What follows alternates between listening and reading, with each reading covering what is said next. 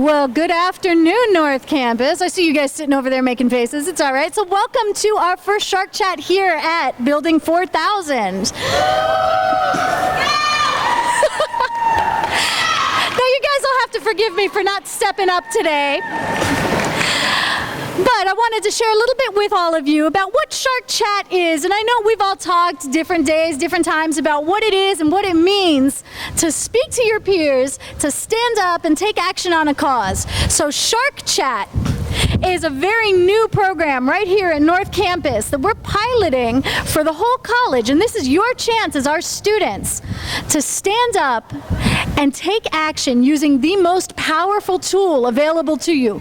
That's your voices. Because one of the things we forget is that college students are one of the largest untapped political populations in the United States. And what I mean by that is that college students have a powerful voice and a great resource amongst them in that you guys can rally each other to support causes that matter to you. So why let somebody else tell you what you should be caring about when instead you can take the microphone and talk to one another and tell each other what's important to you, America's college population. You guys are not only our future leaders, but you're the future of the United States today. So if you haven't registered to vote, I definitely suggest that you take a minute, walk upstairs to the ISED department in room 4204, and ask for some help getting registered. Now, speaking of all of this political action, today I want to introduce to you a couple of students who have taken the initiative to get involved in Florida's politics. 2 weeks ago, we had a delegation of students from MDC North Campus who visited Tallahassee and shared with our state legislators what matters to them, the causes, the platforms, the bills, and the laws that are important to our students right here at North Campus. So without further ado, I'd like to introduce to you your SGA president, Ms. Stephanie Nolasco. And Stephanie's going to be speaking to you today about some of the bills that she introduced at our state legislators' meetings and what her experience was like. So Stephanie, don't let me talk all day. This is all about you. Oh, good afternoon, everyone. I'm sorry I'm a little bit under the weather. Can you hear me? Yes. Okay. Well, one of my major passions was the guns on campus bill. When I first heard that it might be possible that we would have guns on campus, it really freaked me out. It really scared me because of one of Miami-Dade, how open of a campus it is, and how many, not only college students, how many high school, middle school, elementary students visit our campus. We have our own daycare center, the exploration lab, at the preschool lab, and it's very scary to be able to think of someone coming on campus with a gun, and they are permitted to do so. So. But even before I went to Tallahassee to speak about that issue, along with the staff at Student Life and at Student Government, we conducted an APAS forum that is awareness and preparedness against school shootings. We had a college-wide forum where every student from all of the campuses, all 8 campuses participated and expressed their concerns about guns on campus and public safety and how to strengthen how they feel in school and how safe they should feel and everything that should be improved on campus. And we got a lot done, and we even spoke to our public safety chief to be able to inform us of like other ways that we could strengthen the safety on campus, and as well initiatives that we don't even know about that they do in case of an emergency. For example, if there was a shooter on campus, they have access to of all of our phone numbers, and they can text us and call us to let us know to go to a safe area. And when I went to Tallahassee, that's when I spoke to legislators about this issue and how personally this affected me and many of the students' concerns that I brought to the legislators. So, Stephanie, out of curiosity, you mentioned that you started an organization on campus to have open discussions about what it means to have guns on campus and why students feel opposed to it. Is that correct? Yes, thank you, Ms. Jez. So, what I'd like to know is if students feel strongly about this issue, what can they do to become involved?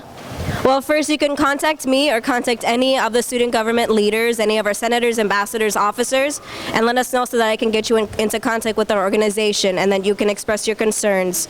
And from there, we always inform our administration in our meetings. And what if students want to become a little more deeply involved by contacting their local officials?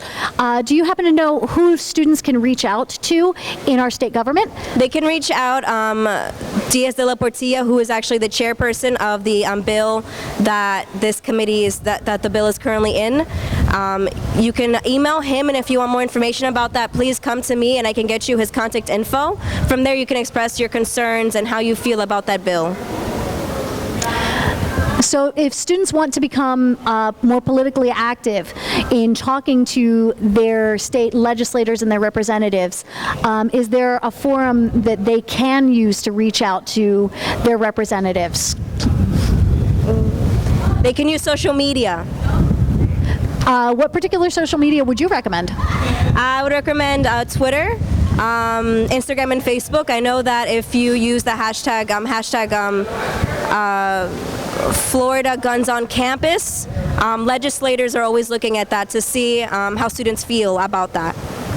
Stephanie, thank you so much for sharing that with us. Thank you, Ms. Jez. Woohoo! So the next brave soul that I would like to invite to our microphone is Ms. Nicole Pollard. Now, Nicole has been one of our SGA representatives for quite some time, and I know that she cares very deeply about a lot of the issues that impact our students, and has been very involved on our campus as far as championing causes that matter to our students and working to achieve realistic goals in a very short timeline. So Nicole, please tell us what you'd like to share with us today. Excuse me? What would you like to share with us today? Well, what I'd like to share with you guys was part of my experience in going to Rally and Tally. There's a lot of things that go on campus that students aren't usually aware of, involving funding and other things. And this was an opportunity for representatives to go and talk to the actual senators. We talked to people like Daphne Campbell, who's a strong advocate at our campus, and we talked to other senators and representatives. And you mentioned that you were talking about funding. Can you tell us a little bit more about what kind of funding issues you wanted to bring up with our state legislators? Yes, we had, one of the issues was the Idea and Entrepreneurship Center. It's something that's currently at the, I believe it's Wolfson campus, and we want to bring it down to another campus, which is, I believe, Homestead. And we need funding in order for that to happen. So we talked to the actual senators to see if we could do that. Now, the Idea Center, for those of you who are unfamiliar, is a resource tool for MDC students to grow their ideas for startup companies, products, and initiatives, where they can meet with venture capitalists, with entrepreneurs, with potential mentors and guides to help develop their concepts from an idea into a realistic business. And most recently, we actually had two students from the North Campus, Mr. Socrates Eli and Mr. Felix Puello, who both won the MDC Startup Challenge hosted by the Idea Center at the Wolfson campus. And along with that, they won a $5,000 check as seed money to start their company, which is called One Town Boards. And I'm sure you've probably seen them around campus. They're the guys with the fantastically teched out longboards around our campus, headlights, LCD screens, and speedometers. So they're probably going to come up to you one of these days and ask you what you think about these teched out longboards and whether you would use them. Definitely share your opinions, because they're doing what we call in the industry market research. That's thanks to the Idea Idea Center, and we'd like to help bring that idea to the North Campus so that our students have the access to achieve their entrepreneurial dreams of starting a business. So Nicole, I'd like to ask you if students want to request funding for initiatives like the Idea Center, or say to help finish building out our old gymnasium into a training facility, what can they do? Well, the first thing that you can do, SGA, Student Government Association, is the liaison between students and anyone else who you'd want to get into contact with. And you can stop upstairs in Building 4 at our office, and you can talk to any of the e-board members or senators, and we can put you in touch with exactly who you need to talk to. And Nicole, why should this matter to our students?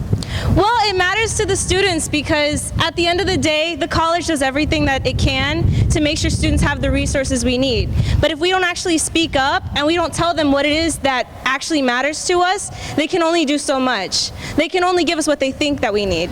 So when you want to start a business, when you want these resources like the Idea Center, if you bring them up, then it becomes that much more important because people know that we care about them and that we need them.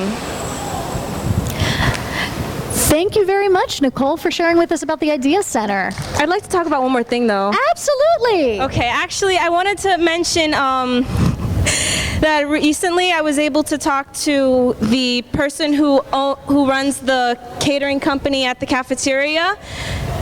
It's currently Canteen.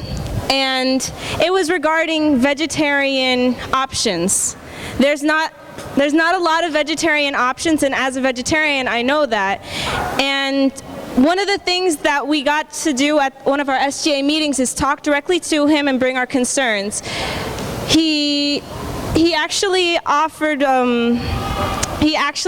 us his business card with his personal phone number so that we could talk to him as well. And that's something I also brought to the president, Dr. Malou Harrison, and she was very concerned because, as you may not know, she's actually a vegetarian herself as well. So, Nicole, what's the outcome that you're hoping for from the cafeteria? I'm hoping that the people at the cafeteria will be more conscious of the way that they prepare food and the foods that they prepare, using things like separate equipment, using separating the meats from the other foods, and offering things with protein and healthy meal options for vegetarians and people who are kosher and have other people who are Jewish who have kosher requirements, and people who need halal foods as well. Any issues that students might face as far as dietary restrictions or concerns, they should be met at our cafeteria because that's where students come to eat. Now, what can students do if their needs are not being met by what's offered in the cafeteria?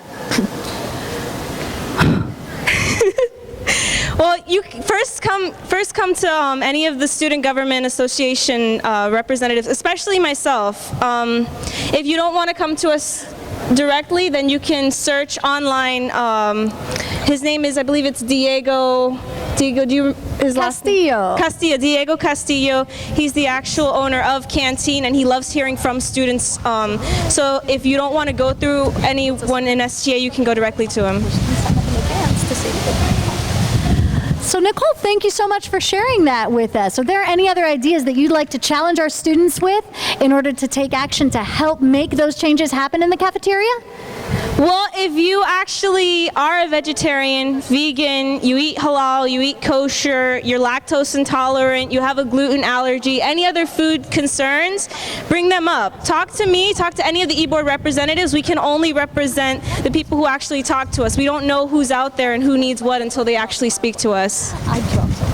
That would be my suggestion for voicing concerns. 1 o'clock. Thank you, Nicole, championing causes for vegetarians and special needs here on campus. So next, I'd like to bring to the microphone one of our newer SGA senators. Her name is Femina Matayer. So Femina. Now, Femina is going to be talking to us today a little bit about scholarships, I understand, and what we can do to help encourage the growth and expansion of scholarship programs. Thank you, Ms. Jess. Good afternoon, ladies and gentlemen. My name is Femina Meteyer, and I am a sophomore here at Miami-Dade College North Campus. Although I am a sophomore here, this is actually the first years that I have attended the rally and tally. One of the things that happened over there was I did not know what to expect, knowing that not being an international student, but this is as being my first year going. One of the things that I saw was that people, they were not only friendly, they were welcoming, and everyone else had their little ideas, but they respect everyone else around them. One of the topics out of the many topics that we discussed was not only scholarship, but also textbook affordability. And our goal was to give students not only a deadline, but a prior notice before buying the textbooks. Being a student here at North Campus, our professors are great and they're doing a really great job at everything that they're doing. But one of the things is that we are purchasing books that we do not need. Like, I know a lot of students have problem with this. And not only we are buying these books, but the professors do not use them, we do not use them, and sometimes it is quite difficult to return them back. And one of the things that we talked about in Tallahassee was not only to, not only to talk about giving you guys a prior notice before buying the book, but also to make sure that you actually really need the book. Any questions? Well, I have a question, actually. So, so what can students do? What are the options that students have now when they buy a book and find out that they're not needing it or it's the wrong textbook? If it's the wrong textbook, you can always come back with your receipt, and the student and the bookstore and our guests, they will be gladly to return the books back to you. Return the money, excuse me. Not only return the money, but you may change it for the proper book that you need. Now, currently, the law states that colleges are required to publish the textbooks that are required for a given class 45 days before the class begins. So that means that right about now is when the bookstore starts publishing the list of what textbooks are needed for summer classes. But we all know that publishers change their editions, their publications, and sometimes even their format before we ever receive the textbooks. So part of the law that Femina was championing in Tallahassee is to require publishers to maintain a singular edition throughout the life of the academic school year, meaning that come January, they can't change their edition and require you to buy a whole new textbook, even though you already bought the book last semester because you were taking the first part of the class. So if this is an issue that you care about and you want to try to save money on your textbooks, for example, we have a couple classes here like anatomy and physiology that are taught in 2 parts across multiple semesters. And if you want to try to save your money on textbooks, you definitely need to write to your state representatives and tell them that textbook costs are out of control and you want to make sure that our publishers can't raise costs on students midway through the year. Now, I'm going to challenge you that we need to do a little bit more, and you need to take it to your social media. Most of our state representatives have social media accounts. So if you're caring about the cost of textbooks, tweet to your senators and your representatives using the hashtag Florida Textbooks. And they will be watching for it, so your voice can be heard. So, Femina, I have a quick question for you, because I know one of the other issues that you were talking about is the expansion of the Bright Futures Scholarship Program. And what do you think, as a student, of the fact that many scholarships pay only for tuition, but not textbooks? I suppose, if I may say that, it should not be this way, not at all, because not being an international student, it's quite hard. Not only we must pay for tuition, but I must purchase my own book. I suppose if you are giving a scholarship, it should both be for the books and the tuition to make a whole package at all. So you're recommending that students should be allowed to use their tuition scholarships for textbooks or other educational needs that they might have. Is that right? Yes, ma'am. Oh, that's awesome. Thank you for that. All right, ma'am. Now, I have a quick follow-up question for you Yes, ma'am. about that. And my question is, as a student, what do you think of the cost of textbooks today? It is quite high. Do you think that it's reasonable for the material that's provided? Yes. Sorry. I'm so sorry. Would you mind repeating that? Do you think that the cost of textbooks is justifiable or reasonable, considering the quantity and quality of information that's contained in our textbooks? I mean, it's not, I'm not saying it's not valuable, but knowing that most of the information that we've receiving from the textbook, we can also get online, or on some of us who are using Blackboard, I do not suppose that we should be paying that much money for a textbook that we can also get the edition online. So it's not fair. So as a follow-up to that one, would you be more inclined to utilize an electronic textbook rather than a printed one? Well, and if for the people who are taking online classes, that is the only options for them.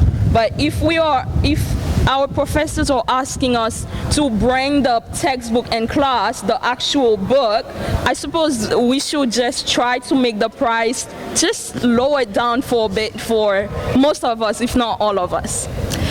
Well, thank you for that, Femina. Did you have anything else you wanted to add about the subject? Yes, ma'am, indeed. Another thing that I was suggesting is that I will encourage all students around campus to not only talk to each other about the affordability, but to also talk to social media and make sure that everyone is using the same hashtag to make sure that we get our books worth of money, or the money worth of our books. Thank you so much. Thank you. And that hashtag, one more time, is Florida Textbooks.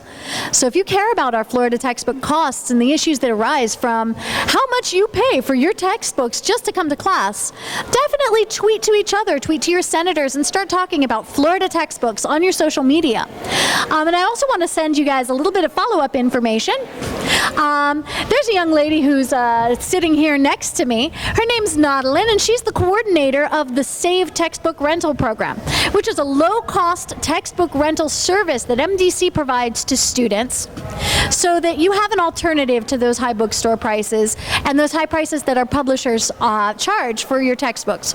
So we do have a limited selection, but if you're interested in pursuing low-cost options, I invite you to come to the Student Life Department and see what textbooks we have available. Our lists are available online on sharknet.mdc.edu, and they're available online at mdc.edu/north/student life, as well as on all of the Save flyers that you see around campus. So come up and take advantage. All of our textbooks are $50 to rent, which is lower than anything that you'll pay to rent a textbook in the bookstore, and much lower cost than buying it yourself.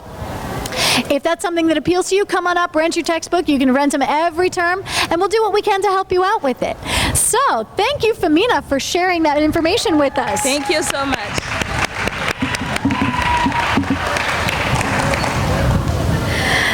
Next up, I'd like to invite one of our veteran senators to the microphone. Her name is Benita Okeke. And Benita's going to be sharing a little bit with us today about the issues that she talked about with our Florida state legislators 2 weeks ago in Tallahassee. So Benita, if I remember correctly, one of the issues you were championing was the idea of loan forgiveness for our STEM teachers, and some of the issues surrounding scholarships today. Is that right? Yeah. Could you lean into the microphone a little bit more? We can't hear you. Hi? Okay. So, one of the things that I really... Lord have mercy. Thank you.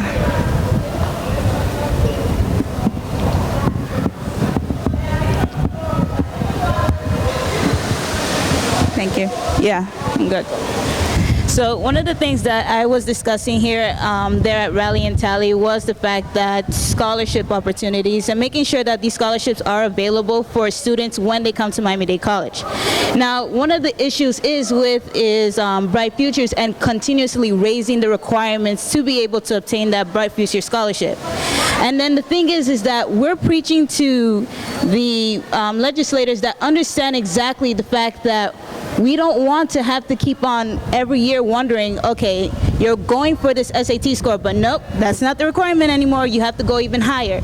And people who are not so access to quality resources to be able to supplement their education in K through 12 can't be able to go and say that, all right, I'm going to get that ACT 35 and be able to get my bright futures.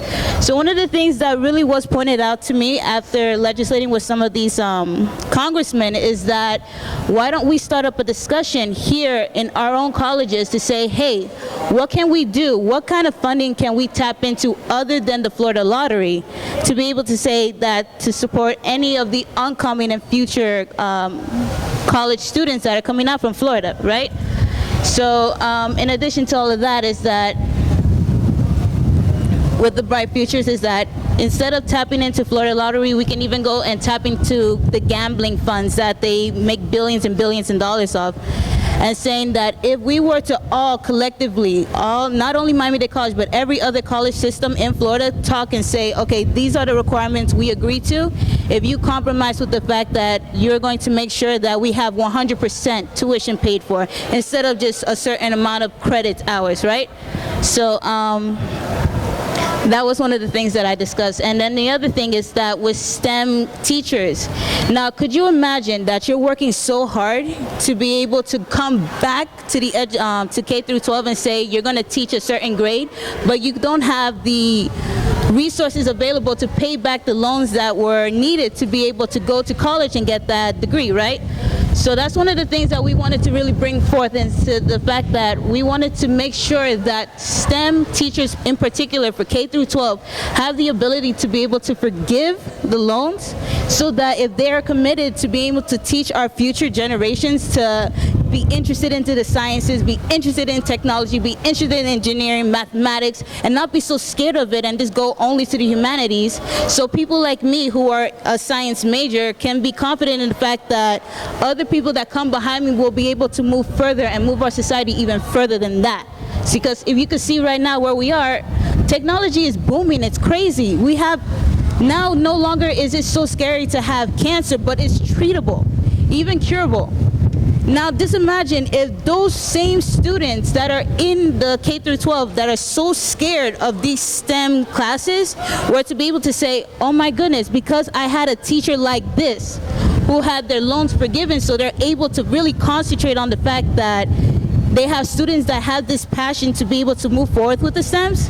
If I had a teacher like this and I said, yeah, I can do it, and move forward and further to the point that they get a PhD, and they technically ended up winning the Nobel Prize for curing HIV. So that's a long way coming. So that's something that we were legislating for.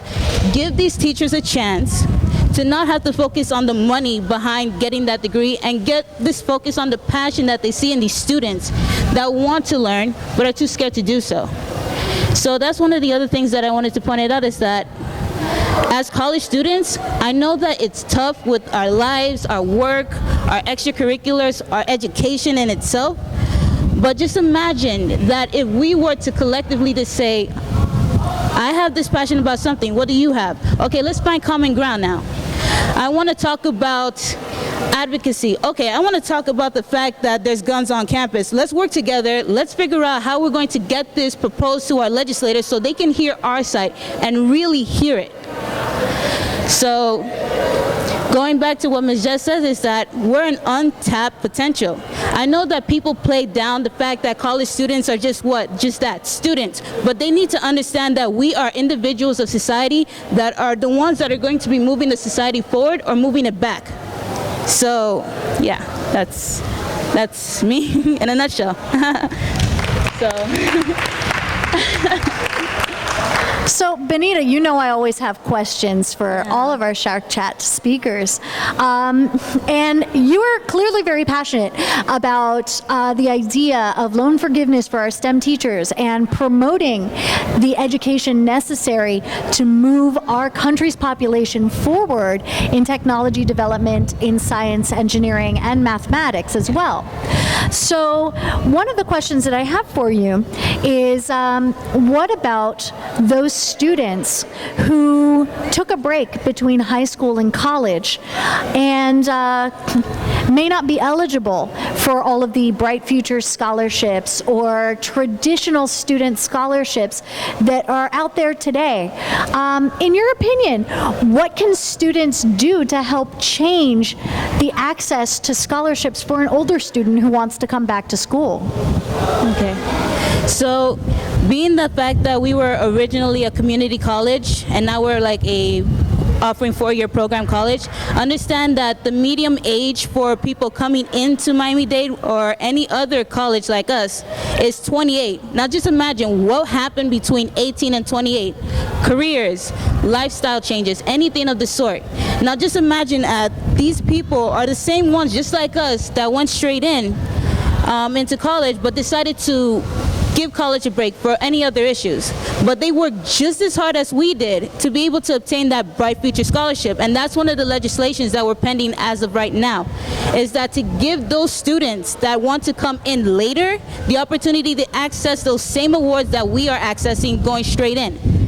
So one of the things students can do is make sure you keep this up. You don't want to keep on falling into that stereotype is that you keep changing your majors 5 times from Sunday until you finally decide and pick one. Just imagine if you had that opportunity to say that I'm going to take a break, my award is waiting for me when I get in, and say that, okay, I'm going to figure out what exactly is my passion. What can I really hone in and say this will be my forever lifestyle? If you imagine it like that, and then okay, I'm mature enough to obtain this. I'm mature enough to say that this is my choice. This is what I'm going for. You're even more passionate about making sure that you get that A in class, that you get that degree, that you get those extracurriculars to supplement that internship. And then have that award knowing fully well that your Bright Futures will cover you when you come back.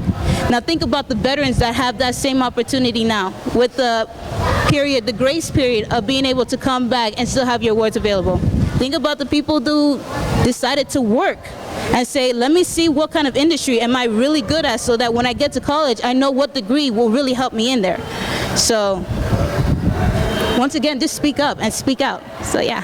And for those of you who do want to speak up and speak out about scholarship rights and accessibility, you want to write to Senator Eric Fresson, who represents the Northern District of Miami and has been championing the cause of scholarship accessibility for all students throughout Miami-Dade County. One more time, his name is Eric Fresson, F-R-E-S-E-N, and he's the guy you want to write to ask for help for scholarships for our students.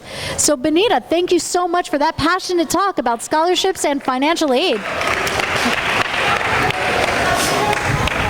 Now we have one more speaker here today who I understand is going to be talking to us a little bit about the ethics behind police body cameras and the idea of community policing. Her name is Lucia Sanchez. Lucia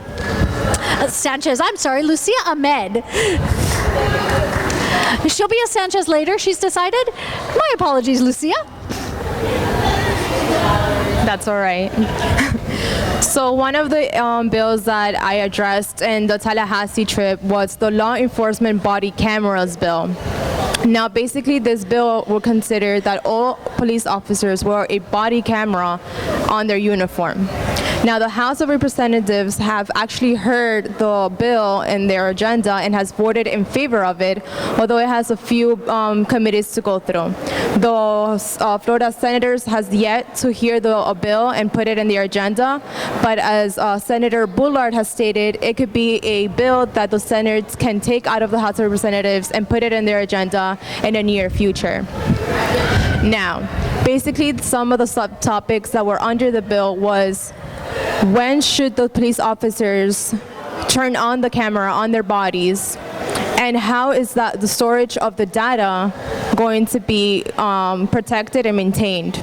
Now, how much of that image and that footage of the video should be put into the public view, and how much should be kept to protect the victims and minors who would somehow be present in the footage during any type of incident or arrest or any type of police call. The University of Cambridge has actually did a study in 2013 on the benefit of having police officers wear the body cameras, which states that it would reduce by 50% or more the use of violence and force on both the police officer side and the respondent side. Also, it can actually bring a lot of benefits, such as training.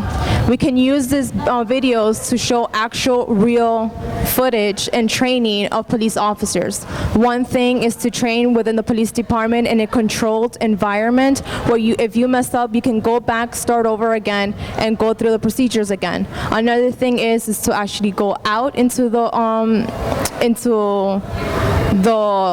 incident and go through it. Everything happens in matters of seconds, and you have to make decisions as quick as possible, because it could be either your life, his life, or another victim's life. So this could be used as evidence also when you're in judgments in the courts, and to show how exactly things went down. As social media has they put a lot of negative images of how the officers would handle the situations, but they would only show the part where they were raising their guns and pointing at the respondent or actually shooting them. But they don't show the gap between point A and point B on how the police officer got to that point. Also, this could actually be used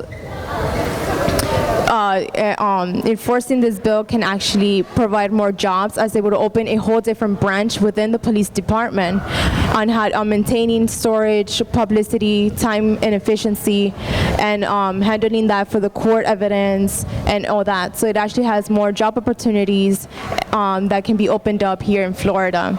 Now, a lot of South Florida police departments have already started implementing this program, and has actually gotten grants from the federal government to start implementing this and see how it could actually help the people build that trust again with the police department and build some transparency and legitimacy within the police department and the citizenship. Lucia, thank you for that. I have a question for you. As college students, what can we do to help build that relationship between local police and the community? So a lot of social medias, you notice that some of your friends would post videos of police brutality or police use of force, or all those little clips that you have seen of the police it's a bad connotation of them. I would suggest to do a little more research on it, view the videos with a critical eye, and then even repost it with your opinion of why do you think the police officers came down to that point. So just be informed and aware, and if it's biased, then try to keep a neutral eye and understand both sides of the situation. Well, thank you so much for that perspective on it, Lucia. So you're challenging our students to observe videos on social media more critically. Did I get that right? Yes. Awesome. Now, what can we do in order to bring that conversation to our community? I know, it's a tough question. It is. Well, I guess you can go to, I would say, try to provide some ride-alongs with the police department, try to see their side of the perspective, see how they work, which the body cameras can also show you their daily lives. Not daily lives, but like how they go about responding to an arrest or an incident. And they can actually show you times where they're not all doing bad things, but they can show you how the heroic acts that they do daily in this line of duty, which is very dangerous. At the end of the day, they are here to protect and to serve us, the people.